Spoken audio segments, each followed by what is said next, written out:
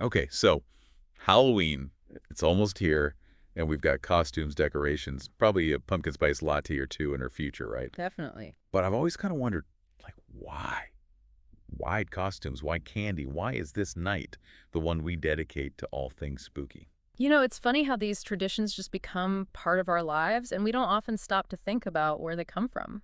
Exactly. So what's the story with Halloween? What are we really celebrating? Well, most people would be surprised to learn that Halloween, or Hallowed Even as it was originally known, has some really deep roots. It goes way beyond just spooky fun. We're talking ancient wisdom traditions, stuff that was once considered as significant as Christmas or Easter. Whoa, whoa, seriously. As big as those holidays. That's kind of hard to wrap my head around. I know, right? It seems like a bit of a leap, but here's the thing. Halloween was originally one of four cardinal festivals, all based on, get this, the zodiac. Okay, now you have to explain this. The Zodiac. You're telling me my love for Halloween candy is somehow written in the stars. In a way, yeah. I think of the zodiac as this ancient system that maps out human evolution, right? Each cardinal point represents a specific stage in that journey. And guess what? Halloween, linked to the autumn equinox, symbolizes the soul's descent into the physical world. Wait, so like when I'm putting together my Halloween costume, I'm actually reenacting the soul putting on a physical body. That's deep, man. It's pretty profound when you think about it, and it goes even deeper than that. Halloween, October 31st, is strategically placed 40 days after the autumn equinox. Now, think about the number 40. It pops up throughout history and mythology, often representing transformation, like a seed going into the ground and seemingly dying before new life can emerge. Oh, wow, yeah. So those 40 days between the equinox and Halloween are like the soul's incubation period in the material world. Huh. Mm, I've never thought about it like that. it's wild, right? It totally is. So, okay, the soul's journey, transforming, I kind of get that. Yeah. But what about the partying? How does that whole side of Halloween fit into this? Ah, that's the fun part. You see, Halloween isn't just about any old soul entering the world, it's about the soul inhabiting an animal body. And in those early stages, the soul is basically running on instinct, totally unaware of its true nature. So all the revelry, the costumes, even that old name, All Fool's Night, it all reflects that raw, instinctual energy. Okay, so that urge to, like, let loose, get a little wild, maybe have one too many Halloween cocktails. That's not me, it's my inner party animal coming out. Exactly. It's that raw, unrefined energy of the soul experiencing the material world for the first time through animal senses. Wow. So much for blaming it on the candy corn. Right. But speaking of disguises, what about those masks we all wear on Halloween? You know, the word for mask in Latin is persona, and get this, it's directly related to sound. Okay, now you have to explain that one. How does persona relate to sound? Think about it. An actor's true voice, their real self, is masked by the character they're playing. The mask becomes this physical representation of that, right? It hides their true identity. That is fascinating. It is, and in a way, it makes you think about how we all present ourselves in everyday life.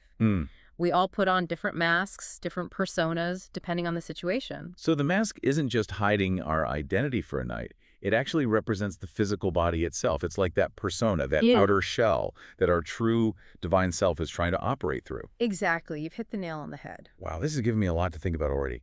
I had no idea there was so much depth to Halloween. So we're all wearing these masks, these personas, every day. It's true. But then there are the masks we choose on Halloween. Oh. What about those? The ghosts, the goblins, I don't know, the creatures with way too many teeth. What's the significance there? Well, you know, in a lot of ancient traditions, those kinds of masks, those grotesque, distorted faces, they tie into this idea of the disfigurement of the divine. Disfigurement.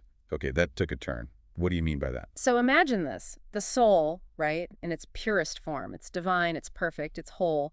But when it enters the physical form, the material world, it kind of takes on this disfigurement. It's like a distortion of its true nature. I see.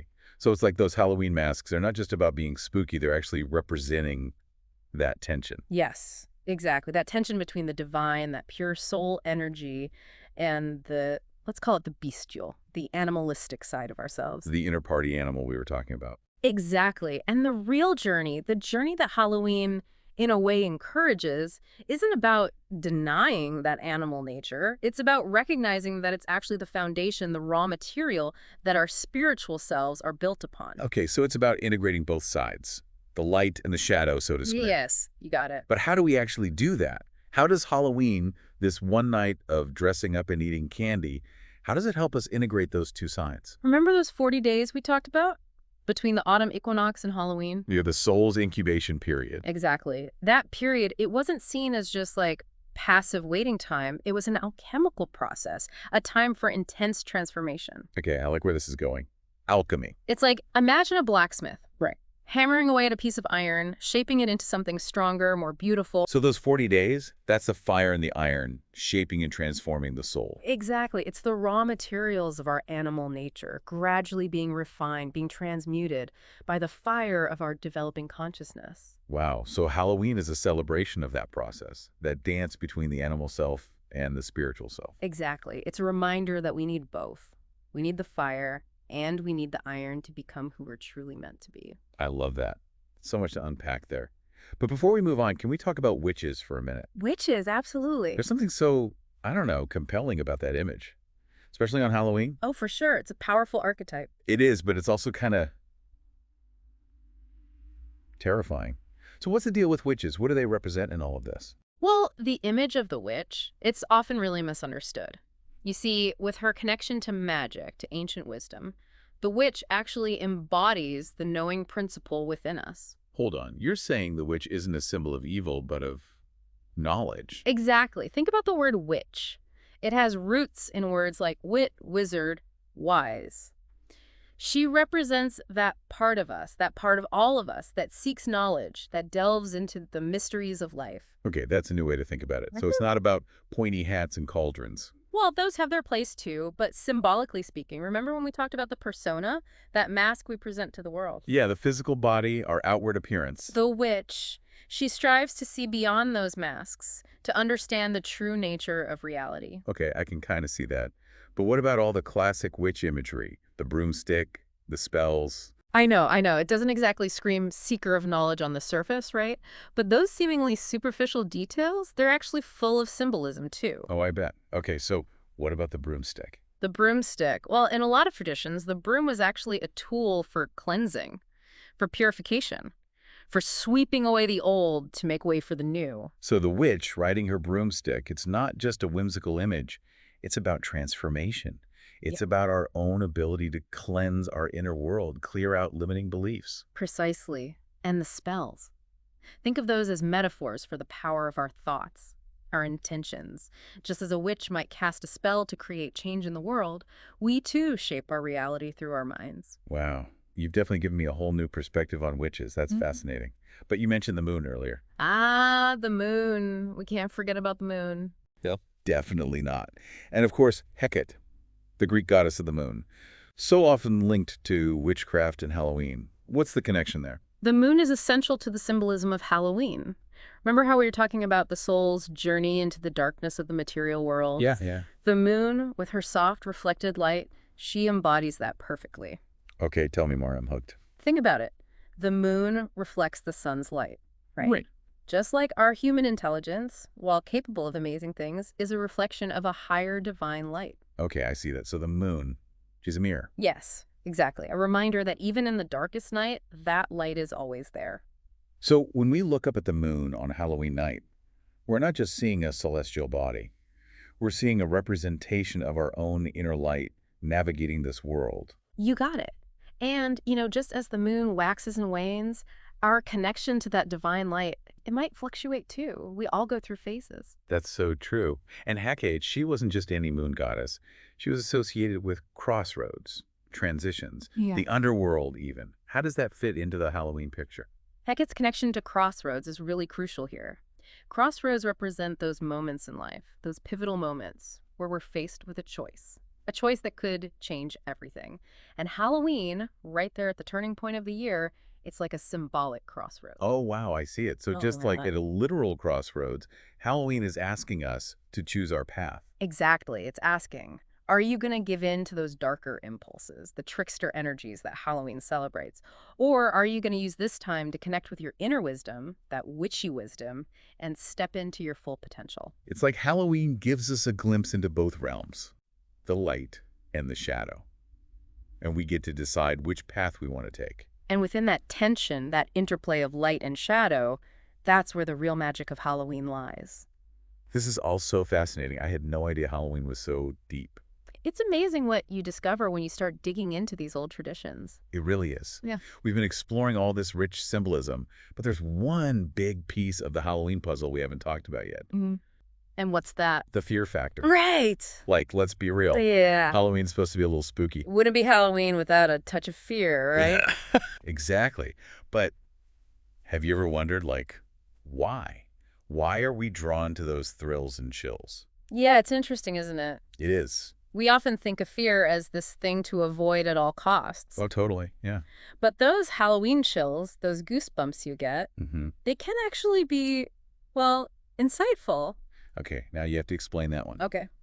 How can being scared be insightful? Well, think about it. What do we really fear? The unknown, right? Yeah. The things that go bump in the night. Yeah, all the creepy crawlies. Exactly. Even our own mortality, right? Ooh, deep.